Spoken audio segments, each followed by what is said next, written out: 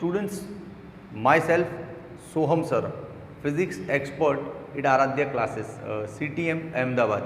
बोलना पड़ता है रे, आराध्या वाले खर्चा दे रहे सब वीडियो का शूटिंग का, तो बोलना पड़ता है। हाँ, चैप्टर 2 अपना फिनिश ऑलमोस्ट। कुछ जो स्पेशल न्यूमेरिकल्स हैं जिन पे मुझे अच्छा खासा डिस्कशन करना था वो बाकी रखे थे, तब वो ले रहा हूँ। ये जो न्यूमेरिकल्स हैं ये किसी फॉर्मूला बेस्ड नहीं है, अपनी प्रैक्टिकल लाइफ के जो एक्सपीरियंसेस हैं, जो चीज़ें हम ऑब्जर्व करते हैं रोज़, उनके बेसिस पे है। ठीक है, तो थोड़ा IQ अपना बढ़ा के दिमाग को कसना पड़ेगा आज। ठीक है, चलो तो पहला स्टार्ट करते हैं। इसको स्क्रीन को थोड़ा डार्क कर दो। ओके, पहला सम है एक्सरसाइज का 15 from chapter 2 units and measurement. लेकिन ये सम पढ़ाओ उससे पहले मेरे पास एक बढ़िया स्टोरी है तेरे लिए। फिजिक्स के मजे मजे देव मजे देख। हमारा जनरली जो मास होता है ना, जैसे मेरा मास 70 kg है सपोज, हमारा जो मास होता है वो बदल सकता है। हाँ, कैसे बदल सकता है? तो सर अल्बर्ट आइंस्टाइन का एक फॉर्मूला था, वो फॉर्मूला भी डिस्कस करेंगे अपन। उसके अकॉर्डिंग हमारा स्पीड यदि लाइट की रेंज का हो जाता है, इतना स्पीड कि लाइट की स्पीड के आसपास का हमारा स्पीड हो जाए, तो हमारा मास बहुत ज़्यादा बढ़ जाता है। हाँ, तो थोड़ा उल्टा नहीं है?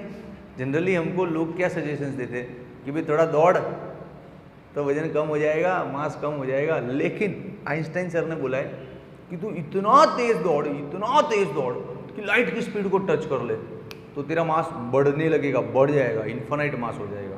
हाँ, भरोसा नहीं हो रहा है ना? नहीं हो रहा है ना? चल दिखाता हूँ भरोसा। देख, हम जब भी स्टेशनरी या रेस्ट सिचुएशन में होते, रेस्ट मतलब हम अपने घर के आसपास दौड़ते हैं, सुबह मॉर्निंग ट्रैक पे जाते हैं दौड़ने, जॉगिंग ट्रैक पे, या हम क्रिकेट खेलते तब दौड़ते हैं, या हम किसी ट्रेन का पीछा करते हुए दौड़ते हैं, तो ये सब स्पीड इतनी कंसीडरेबल नहीं है। ये मामूली स्पीड होती है, 10, 20, 30, 40, 50, 100, 500 तक की ले ले। ये स्पीड इतनी कंसीडरेबल नहीं है। तो इन सारी स्पीड को हम अभी आइंस्टाइन के फंडे में रेस्ट समझेंगे कि स्पीड कंसीडरेबल नहीं है, रेस्ट है। तो ऐसी सिचुएशन में जो हमारा मास होता है उसको हम अपना रेस्ट मास बोलते हैं। क्या बोलते हैं? Rest mass. और जब हम लाइट की स्पीड के इक्वली भाग रहे हैं तब जो हमारा मास होता है उसको वेरिएबल मास बोलते हैं, वेरिएबल मास। और हम जो भागते हैं तो हमारा स्पीड होता है ऑब्जेक्ट स्पीड। हम ऑब्जेक्ट है ना तब, हाँ, ऑब्जेक्ट का स्पीड। और जो लाइट का स्पीड होता है उसको बोलते हैं c। इट इज़ 3 × 10⁸ मीटर पर second speed of light, speed of light. हाँ, ये सारे टर्म्स तुझे पता चल गए। अब आइंस्टाइन बाबा का फॉर्मूला देता हूँ तेरे को। देख, इधर दिख रहा है ना तेरे को, इधर, हाँ, फॉर्मूला देख। Variable mass is equals to rest mass divide by √1 - v²/c²। ये फॉर्मूला है। अब इस फॉर्मूले में रख के टेस्ट करते हैं। चलो टेस्ट करते हैं कि जो बात मैं बता रहा हूँ क्या सही में ऐसा होता है, क्या वाकई में मास बढ़ता है। तो टेस्ट करते हैं। सपोज हमारा रेस्ट मास मेरा जैसे 70 kg है, समझना, मेरा 72 होगा, 2-3 किलो इधर उधर। वेरिएबल मास तो पता नहीं, मैं जब दौड़ूंगा लाइट की स्पीड से तब जो आएगा वो आंसर होगा वेरिएबल मास मेरा। कितना 70 से कितना बदल गया वो देखना है। स्पीड कितनी लूँ बोल, अप्रोक्स, चल लाइट तक की नहीं, लाइट से आधी तो लूँ। हाँ, तो मान ले ऑब्जेक्ट यानी मेरी स्पीड लाइट से आधी है, तो ये सारा डेटा इसमें इंसर्ट करो और देखो क्या रिजल्ट मिलता है। अभी के अभी वो कहावत है ना, हाथ कंगन को आरसी क्या, पढ़े लिखे को फारसी क्या। नहीं समझा? अपने घर में कोई बड़ा बुजुर्ग हो ना, उससे पूछना इस सेइंग का मतलब कि व्हाट इज दिस सेइंग। हाथ कंगन को आरसी क्या, पढ़े लिखे को फारसी क्या। समझना, पूछना, मुझे बूढ़े बुजुर्गों को पता होगा इसका मतलब। ये रेस्ट मास कितना है? 70 kg समझ ले। 1 - v²/c²। अभी जो v² है ये अपन ने कितना अजम्पशन किया है कि मान ले मेरा स्पीड लाइट से आधा भी है, लाइट से आधा भी है तो c²/4 हो जाएगा ना। हाँ, तो कैंसिल आउट, इसको सॉल्व करेंगे 3/4 आएगा, √3 और 4 का 2 हो गया, ऊपर चला जाएगा। इसको सॉल्व कर तो तेरा आंसर अप्रॉक्स 81 पॉइंट समथिंग मतलब 82 kg आ जाएगा।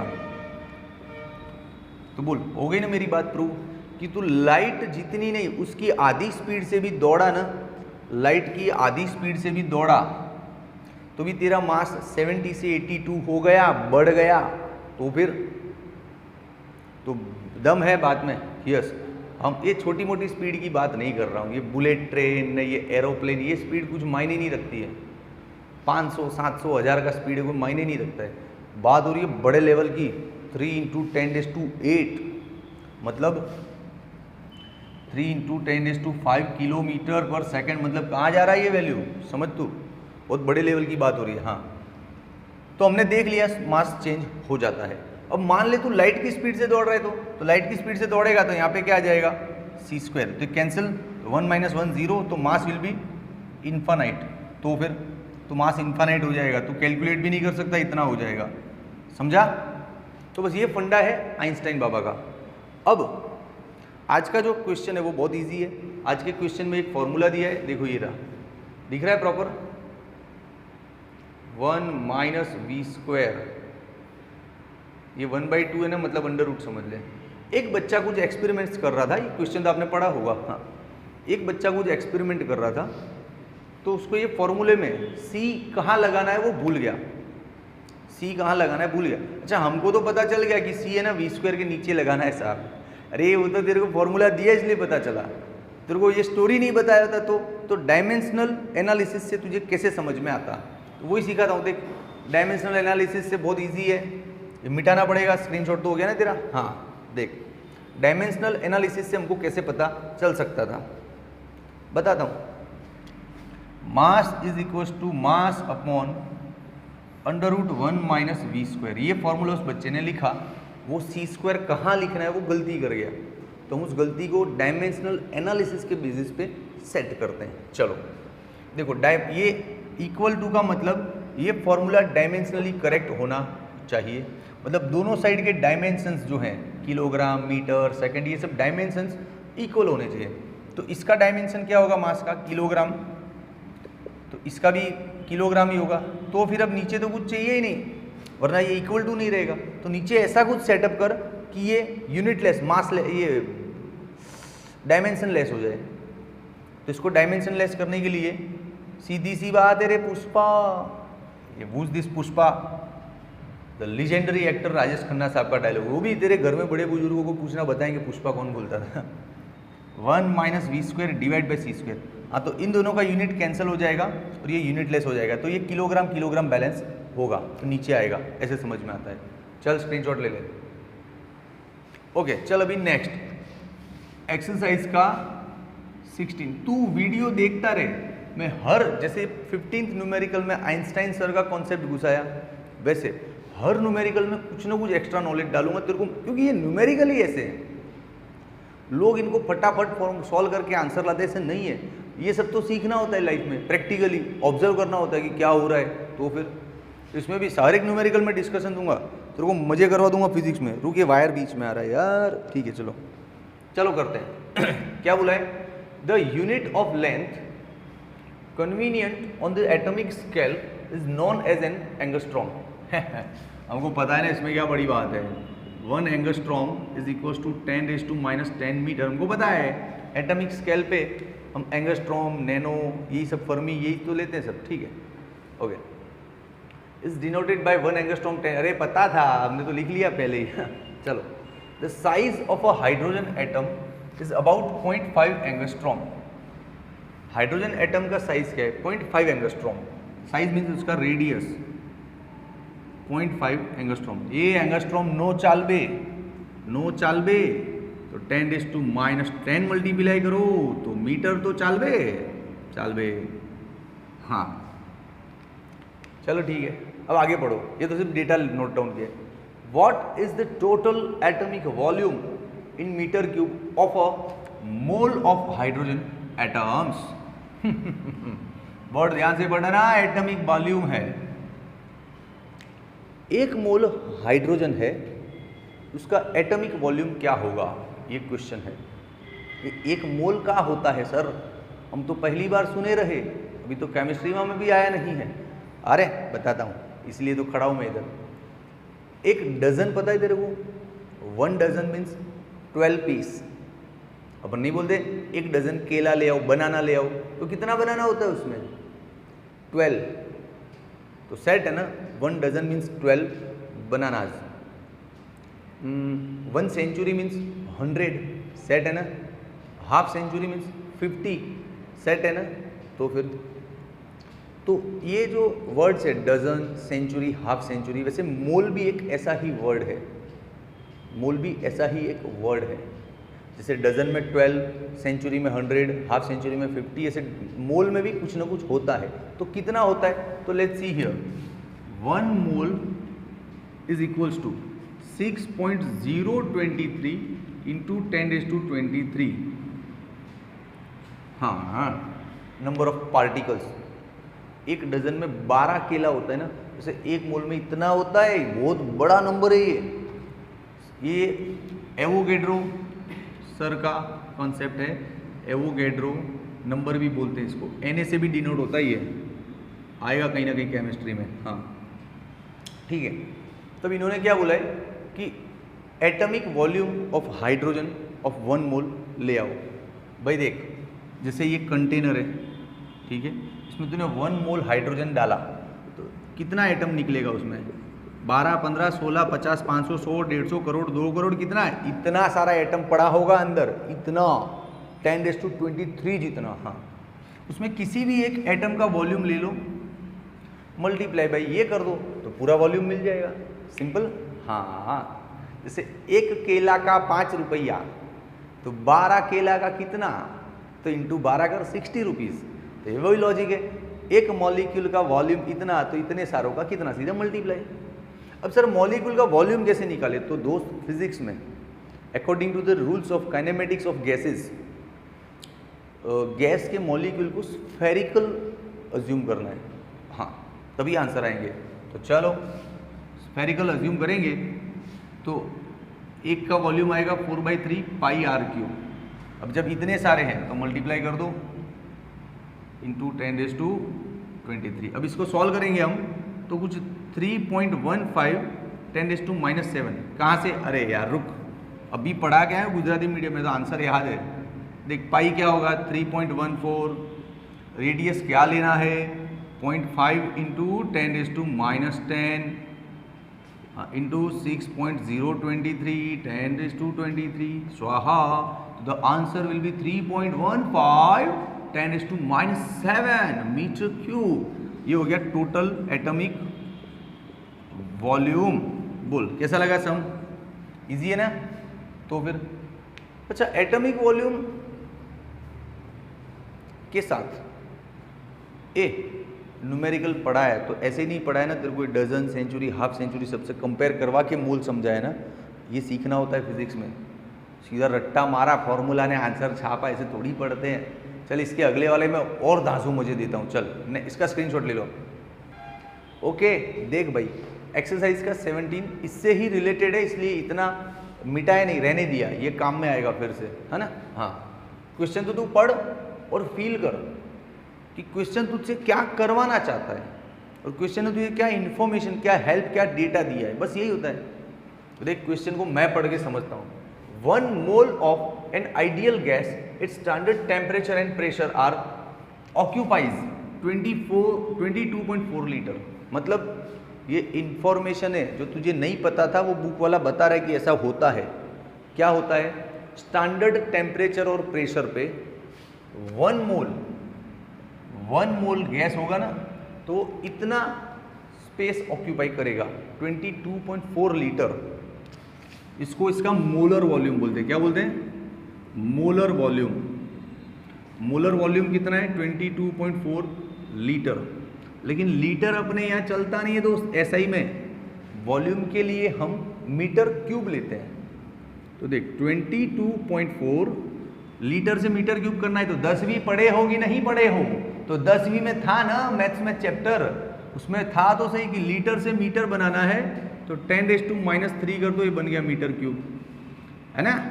तो फिर ओके, ये हो गया इसका मोलर वॉल्यूम। अब आगे पढ़ क्या बोल रहे हैं, what is the ratio of molar volume to the atomic volume. हाँ, ये मोलर वॉल्यूम और ये जो एटॉमिक वॉल्यूम है वो दोनों का रेशियो पूछे हैं। कहाँ पूछे हैं, रेशियो। तो सॉल्व कर ले, आ गया आंसर, देख रेशियो। अच्छा, इसमें बोला है कि हाइड्रोजन मॉलिक्यूल का साइज 1 एंगस्ट्रॉम है। 1 नहीं लेना है अपने को, 0.5 लेना है। हाँ, ये डायमीटर होगा उसका, तो रेडियस 0.5 हो जाएगा, तो यही आंसर आएगा ना। हाँ चलो, रेशियो क्या लेंगे, molar volume upon atomic volume. Molar volume क्या मिला, 22 मिला, कहाँ दिया ही था क्वेश्चन में। हाँ, एटॉमिक वॉल्यूम हम मेहनत करके निकाले 3.15 इंटू 10⁻⁷। इसको सॉल्व करेगा ना तो ये सब उड़ के तेरा 7111 समथिंग आएगा। ओके, आंसर तो आ गया, लेकिन सर इसमें वो फीलिंग्स वाला डिस्कशन नहीं बताए आप। रुक, तो वीडियो तो देखना पड़ेगा ना। सब पहले ही बता दूँ तो वीडियो कैसे देखेगा, मेरा वॉच टाइम कैसे बढ़ेगा। तो फिर वीडियो देखो तो देख रहे हैं ना। एक काम कर, पोज करो, पहले लाइक का बटन दबा, लाइक का बटन दबा और कमेंट में लिख, अरे सर मज़ा आ रहा है लेक्चर चलने, तो ऐसा लिख कमेंट में। लिखा ना, सच्ची बोल रहा है, ठीक है चला जा। अब इसमें एक्स्ट्रा फील बताता हूँ तेरे को। ये रेशियो इतना बड़ा क्यों आया, और दिख भी रहा है कि एटॉमिक वॉल्यूम में -7 है, मोलर वॉल्यूम में -3 है। तो बड़ा कौन है, ये ना। कितना बड़ा, इसमें 4 0 ज़्यादा है। अरे यार, इसमें 4 0 और ऐड कर देगा तब जाके ये बनेगा ना। हाँ, तो ये ज़्यादा है, बहुत बड़ा है, 10,000 टाइम्स ज़्यादा है। 4 0 पे 10,000 टाइम्स ये बड़ा है, मतलब ये ज़्यादा स्पेस ऑक्यूपाई करता है, ये नहीं करता उतना स्पेस का है। तो समझ, फील वाली बात। मोलर वॉल्यूम और एटॉमिक वॉल्यूम में फ़र्क क्या है। केमिस्ट्री इतना आता नहीं है मेरे को, मेरे तो केमिस्ट्री में यार पंगे थे, धक्का मार मार के पास होता था मैं। हाँ, लेकिन जितना भी पढ़ा था वो समझ के पढ़ा था, रट्टा नहीं मारा। पूरी 2 साल में केमिस्ट्री के 4 ही पेज पढ़े थे, लेकिन वो भी फिर समझ के ही पढ़े थे। जहाँ से समझ आना बंद, वहाँ से पढ़ना बंद, अपना ये नेचर था। हाँ देख, एक बड़ा सा बास्केट है, उसमें हमने एप्पल्स डाल दिए बहुत सारे। अब वो सारे एप्पल्स बास्केट के अंदर फुल्ली कंप्लीटली फिल्ड अप है ना। अब उनका वॉल्यूम निकाल, ठीक है, तो कुछ आया आंसर। अब उस बास्केट को रूम में बिखेर दे और सारे एप्पल को फैला दे, तब वो जो एप्पल है जितना स्पेस रोकेंगे वो हो गया उसका मोलर वॉल्यूम। और ये जो बास्केट के अंदर बंद कर दिया ना, ये हो गया उसका एटॉमिक वॉल्यूम। समझा, वॉल्यूम वॉल्यूम है एप्पल ही, लेकिन एप्पल को किस तरीके से रखा गया है दैट इज इंपॉर्टेंट। एप्पल को क्लोज रख दो एक बास्केट में तो वॉल्यूम तो कम स्पेस ऑक्यूपाइज करेंगे। वही एप्पल को बिखेर दे पूरा रूम में, they occupies maximum space in the room, that is called molar space, molar volume. And this inside the basket they occupies is called atomic और मॉलिक्यूलर वॉल्यूम। समझा फर्क कि नहीं समझा? इसलिए इतना ज़्यादा फर्क आ रहा है। ये बहुत छोटा है एटॉमिक, क्योंकि इसको बास्केट में रहना है, और ये मोलर है मतलब रूम में फैल जाएगा तो ज़्यादा स्पेस ऑक्यूपाई करेगा। समझा ना? हाँ, अच्छा लगा ना तो फिर से वीडियो पोज कर लाइक का बटन दबाना भूल गया था तो दबा दे, कमेंट में लिख डाल अरे सर मज़ा आ गया जोरदार। हाँ, एक ही वीडियो पे 4 कमेंट देगा तो क्या फ़र्क पड़ेगा। हाँ चल स्क्रीनशॉट ले ले।